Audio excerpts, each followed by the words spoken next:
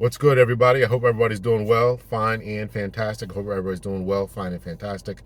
And it's a nice day out, so I thought I'd get outside and enjoy the weather for today. You know, a nice fall day. But my previous video, I talked about interracial relationships, and I kind of briefly glossed over the idea of us coming together, racially. We still have a lot of animus going on, a lot of different thoughts and opinions about how we should deal with and handle the racial aspect of it. So listen, we're going to talk about it again today. So if you have not seen these videos, I will show them to you. One is the first preacher of the head of the Kojic organization, Church of God in Christ, Kojic, the church that I grew up in. And he's the head of this particular organization. And then he's going to be rebuked, confronted, however you want to say it, and I'm going to call it sunned. If you don't know what sunned means, ask a black person. And then we're going to talk about, and then the preacher's going to respond. So it's going to be Kojic preacher, another preacher from another denomination, and then the Kojic preacher again. So here we go. I am going to endorse her. I'm with her. I wish I had somebody else that'll go with her. We cannot allow ourselves to be caught up in the hype and to deal. Let me tell you, I ain't calling no names. Tell somebody he ain't calling no names. But that other person is a convicted felon. That other person, somebody say other person. That other person lies repeatedly, right in your face, and then do their hands all like that. No. We must come together. It starts August 6th. Look at somebody and say, get a practice run. August 6th, we must vote. We must vote. I'm going to say it again. We must vote. Don't sit on the sidelines. Don't sit on the sideline and to make some people mad right now. And I'm going to tell you right now, I'm going to be, for the statement I'm about to make, I'm going to be called a racist. And I will be called every name under the sun. But somebody needs to stand up and speak to the black church. When the largest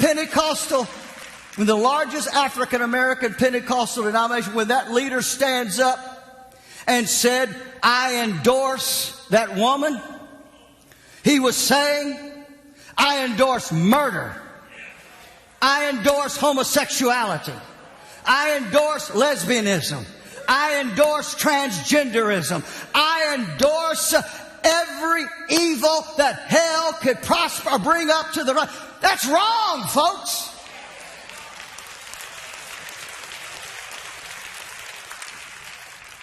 And the black church votes predominantly for the party that is anti-God. What's going on here? What's going on? See, my statement to them is this. We've had them call into the program. I don't like it when you talk about how. Well, no, the problem is they don't like it because we're stepping on their toes. Hello? But I guarantee you, if 1860 was today, they wouldn't say a word about preachers preaching against slavery. They would trumpet it, and they should. So then, why will not the African American church stand up for righteousness and stand up for the Word of God? Come on, church. Come on. You can call me a racist. You can call me every name under the sun, but I am right. But for all of those other denominations who are talking about the Church of God in Christ, you mind your business. We got this.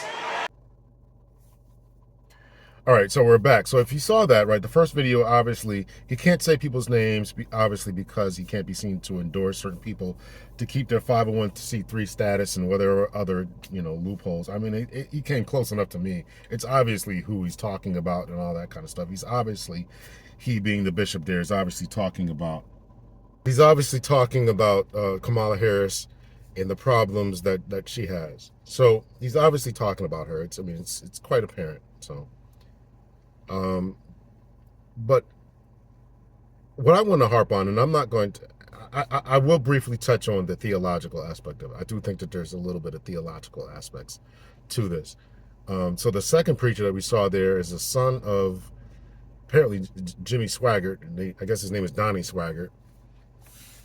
Evangelism apparently runs in the family. God continues to choose and select by family values and stuff, or family lineage and heritage and all that. Whatever. Everybody wonders why I left the church.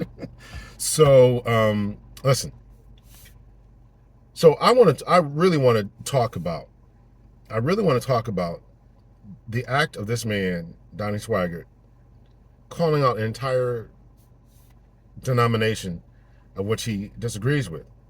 I think that that's problematic. I had the same problem. I had the same issue when Obama tries to son, parent, mommy, daddy, whatever, the black community. I had the same problem when women, or a woman, a matriarchal type of figure, tries to tell,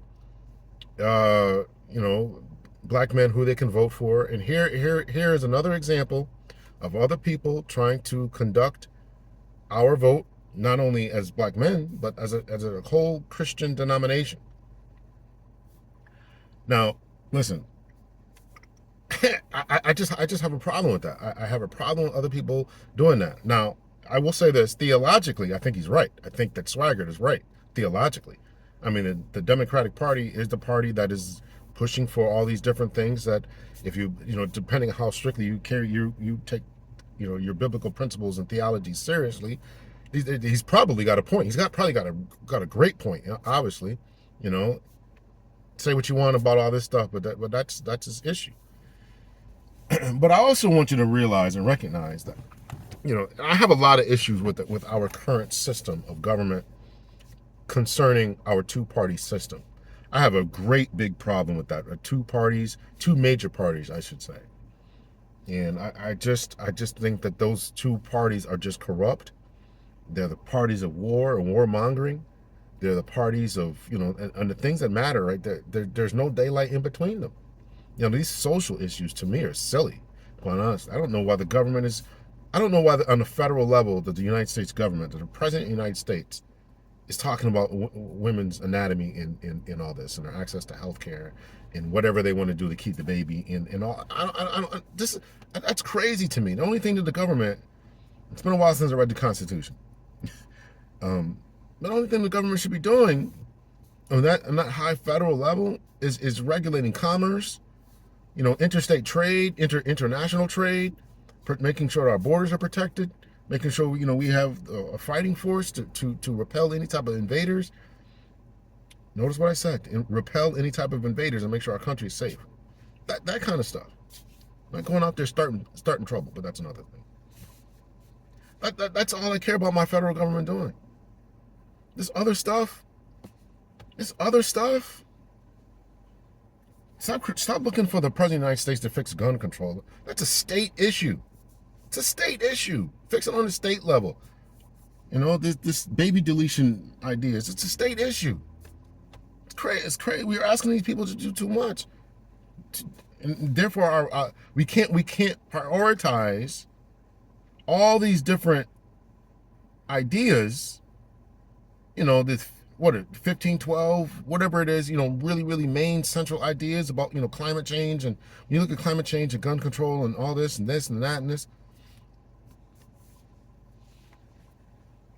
that's why you can't narrow it down. That's why they make you select two parties. I know people who just vote on social issues. Forget about the wars, forget about our tax problems, forget about LGBT issues. I'm not for that, so I'm going to vote for this party. That is deliberate. It's crazy on their part, in my estimation. It's crazy on their part. It's crazy and it makes us lazy. You're not studying the other 12 issues. So the black church has taken a stance. The black church and the one Pentecostal church, I don't know what the other churches or denominations are doing, has taken a stance that probably theologically is wrong, theologically. And they're being called out for it. But the black church has a vastly, this is what a friend of mine sent me last night. So this is exactly what I told him. The black church has a different experience. Black people, not just the black church, black people in America have a vastly different experience than the dominant, the majority dominant culture in this country. If you don't understand that, again, Neely Fuller Jr., if you don't understand this concept of white supremacy and all, everything else is just going to confuse you. So why would the black church, who theologically, what one party is not doing or is doing is not lining up with your theological stance, why would you vote for that party? Because we have a vastly different experience. And so some of the things that we're looking for to compensate, to overcome, to get there, to arrive, to motivate us to get up, to move higher socially, economically, and all that, is tied to a party that unfortunately has to go to bed or in bed with forces that are not in line with their theology. That's the compromise. That's where it is right there. That's where it is right there. So you can talk about theological and social issues and all this, that, and the other. But if we want to move up economically, we want to be about fair play and all this kind of, and people think that about the Democratic Party. I don't happen to think that. I've been disabused of that. I've been disabused of that years ago. The same Democratic Party that talks about social justice and this, that, and the other signed a bill into law that incarcerated a great amount of black men and black people. But if you wonder why they would do that, why the black church would go against their theological principles, that's the reason why, because we have a vastly different experience. And so when Swaggart stands up in front of his church and says, "I can't believe this, that, the other, whatever the verbiage that he said," this is why. I mean, and so, when the founding fathers are looked upon as great grand poobahs of thought and free thinking and the Enlightenment principles and all this type of stuff, right? But a lot of black people just look at them as slaveholders. So all the rhetoric and flowery words and the Constitution and all these different, the Federalist Papers and all these different thoughts and stuff, and that was so enlightening, particularly in concerning the time of coming out of the monarchies and stuff. And look at the Age of Rand, the Age of Reason, and all. And I've read the Age of Reason by Thomas Paine. I've read that, and I've read all that, a lot of that stuff. It's all great. Thomas Paine I can rock with because he was against slavery, but these other people, man, Thomas Jefferson and all these people, black people don't look up to those people in great mass. I mean, we take, sometimes we got to look at the sign. I hear the argument, the sign of the times. These people were men of their time, and they couldn't. There were some things they couldn't get past. There's a lot of people just don't buy that as an excuse. Some people were adamantly against. Some people were adamantly against all that, right? And as great as Thomas Paine was, he still died. He started talking, against slavery and against God and all this stuff. So anyway, I don't want to go down that path. But I'm just trying to give a context as to why one church looks at things the way that they do. Swaggart's church and all that. And and then you can look at a black church who would take a completely different path and seem to go against their theological teachings and all that. This is why, because unfortunately we have to make a decision. And another part of it is, listen, I'm just voting for this lady's color. Let's just call it what it is.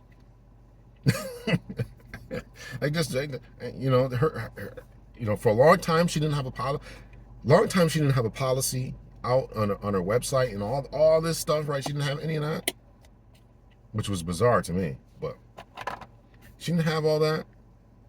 And so now, you know, what the bishop recorded this, if I'm remembering correctly, back in August.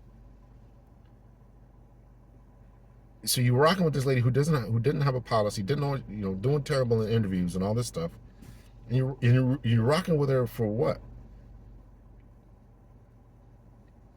So this bifurcated system that we have, this two-pronged system, two sides of the same coin, two wings of the same bird. Listen, I can't get with any of it. I can't get with any of it. I think they're all charlatans and hucksters and this and that. It's too bad. It's too bad. So I just want to just kind of drop that for a little bit, just to try to give my thoughts and opinions. We have a vastly different experience and vastly different way of looking at the world. I know that this is unpopular and people want to think that we're past a certain point, and that's why I talked about in my poly in the interracial relationship stuff, and I got other videos coming out that kind of address this kind of stuff. We just have a different view of the world. When you look out and see the world, and you see the world and the way that it is and things are going, black folks know we're the first ones. You look at COVID, right? Who were the vast majority of the people who didn't get to stay home marked as essential workers? Mostly it was black folks, right? Mostly. The bus drivers and, Trump talks about black jobs and all this kind of stuff, right? These nurses and, care workers and all this kind of stuff, right? Essential workers. This is why our COVID rates were one of the reasons why. Another reason why our COVID death mortality rates were so high is because of comorbidities, which we had to do about our diet and all that. So there's a lot we got to fix. So I wish that the church would address some of those other things, our diets, our exercise, and all this kind of stuff. We got to fix all that before we start looking at other things. So I just wanted to drop this and just talk about it a little bit. I thought it was entertaining. I think that they're going back and forth. But also, let me finish off with this. The nerve, the gall, and the audacity. The nerve, the gall, and the audacity for this guy, Swagger, to son, to mommy, to daddy, to parent, to tell an entire group of individuals that you're wrong theologically and how dare you, and somebody needs to correct you. It shows again that there is a psychological imbalance. There's a psychological imbalance that some people continue to have. 1850, I believe it was 1850, we got the Dred Scott decision. There's no rights that African Americans have that whites are bound to respect. I think that is still unfortunately baked in the DNA of some people today. I mean, I don't know, and the proper way to have done this, if you really had a disagreement, would probably to call this dude on the phone. And he really should have been unparred and paired, right? I don't know if Swaggart is the head of his organization. This man, Sheard, or Shred, or whatever his name is, the bishop, is the top dog in his organization. This is not just some preacher, right? You just call up and just disrespect. It ought to be on the same level. The top bishop in whatever Swaggart's organization, if he has an organization. I don't know anything about these people. But that's what it should have been. So to call this dude on the carpet like this, like that, like they did, it was disrespectful to me. It's disrespectful. It's disrespectful. But that's the first step, man. It's at least have a conversation. I don't know if they did or not. I don't know. I'm not in the room. I wasn't on the line, so I don't know. But it just seemed to be very, very disrespectful to do that and to say that you're wrong and this and that, and it just he said that people are going to call me a racist for this and that, and I'll take it. And it's not about race. It's about respect to me. And there's still a psychological thought process that says I have the ability to do this. Would you call out any? Would you have you? I don't know. I'd call out any other organizations. I don't know. You don't got to answer to me. I'm nobody, right? But that's just. This is why I brought up President Obama and people just thinking that they have the right to son other human beings, to mommy, to daddy, other human beings, to parent them and treat them in an infantile way, as if they're not full-fledged human adults who are conscious of making a decision. Not only is it the Dred Scott decision that I talked about, white folks don't have to respect black people's autonomy or rights or anything, but this was codified in other subsequent case laws, right up until the 1960s. Couldn't vote, right? Thought that we couldn't, not mature enough to participate in politics, to govern ourselves. We're an infantile race. I think that there was a lot of that going on in here. Listen, I could be stretching. I could be wrong. I think, but to call this man out, the head of an organization, as if he's not hearing from God the same way that you are, as if he doesn't have the cognitive faculties to think, to process, and to come to some type of conclusions the same way that you are. They make their decisions. They make their decisions on a different calculus scale. This is what I really want to harp on. Unfortunately, black folks have to make their decisions on a different economic, social calculus scale. We're playing by a set of different rules. So when you're looking for peace and freedom and ability to bear arms and all this kind of stuff, black folks really have to operate on a different thought process. So shame on them who think that they don't, because sooner or later, unfortunately, that N-word wake-up call comes, and the alarm clock is loud when it comes. It's unfortunate. Candace Owens got one. A lot of people get them. A lot of people get them. So we gotta make calculated decisions based on other things. And it's not just, when they talk about, let's talk about a law about stand your ground law. Black folks got to look at that differently. Stand your ground. You get to shoot people in the middle of the street, or you don't have to, you don't have to retreat. Somebody's doing something to you. Somebody's doing something to you. You don't have to. We got to look at that differently. Because you could do what other people are doing, shoot somebody, whatever. And then next thing you know, you got some prosecutor or some defense attorney who's not that astute and all that kind of stuff, or you got a jury or a judge. You don't know where all that's coming from. Look at Ahmaud Arbery, right? They didn't even want to charge. The ladies didn't even want to charge these people, right? There's another case. There's another case about a guy in Florida. I did this on my other channel. Talked about this on my other channel. It was a guy in Florida. There's a big videotape that went around. White guy gets in a black woman's face. The black man comes up, pushes the dude. Get away from my girl. The dude's on the ground, pulls out his gun. Now you can see the black dude step back and gets shot in the chest and killed. The guy claimed stand your ground, and the sheriff didn't want to arrest him. Here's a guy, as I've talked about this, here's a moron driving around here on his bicycle with a gun out. Why? So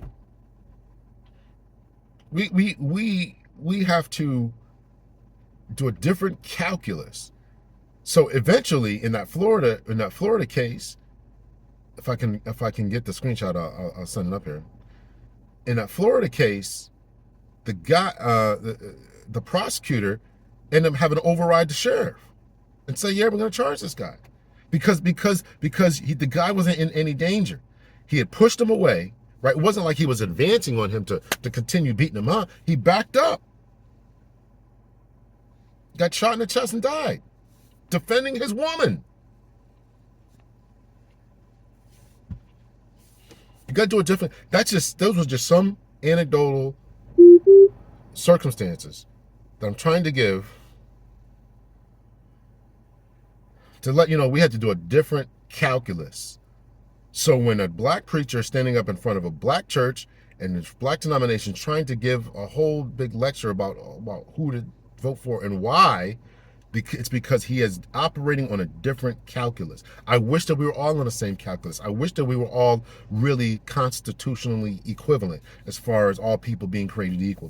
But I still think that this is what they talked about being baked in the DNA of African people,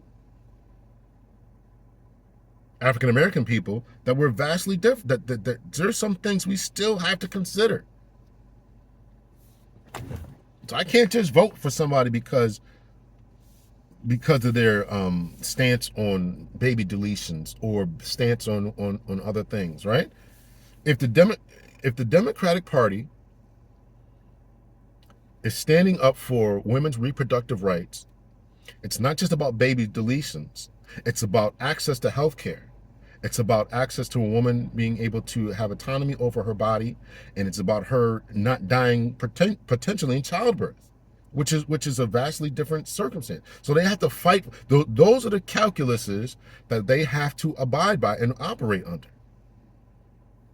So So sometimes we're going to make different decisions because it's not in general white women who are dying from that type of thing. So we got to take a look at that. So I'm just trying to give why these calculations go on. So do what you want with your vote. I just want you to think about your vote, who you're going to vote for, why you're going to vote for them, do the work, do the thought processes, and then do whatever best for you and for your best interest, your bottom line, your pocketbook, your health care, your finances, your social values, and don't let anybody intimidate you or tell you that you're wrong or bad or whatever. And stop talking about it. Just go ahead and just do the work and just vote. We're all not going to see eye to eye. We're all not going to see eye to eye. I again say, when the history looks at this election, people are going to be like, these are the two, on 335 million people in the United States of America, these are the two best people to run, who have been selected to run this country. Scary. All right, that's enough. Let me know your thoughts, your opinions, what I get right, what I get wrong. If you enjoyed this, make sure that you hit that like button, subscribe, share, subscribe, share. If there's something else you want me to talk about, hit me in the comment section. Much love and peace, everyone.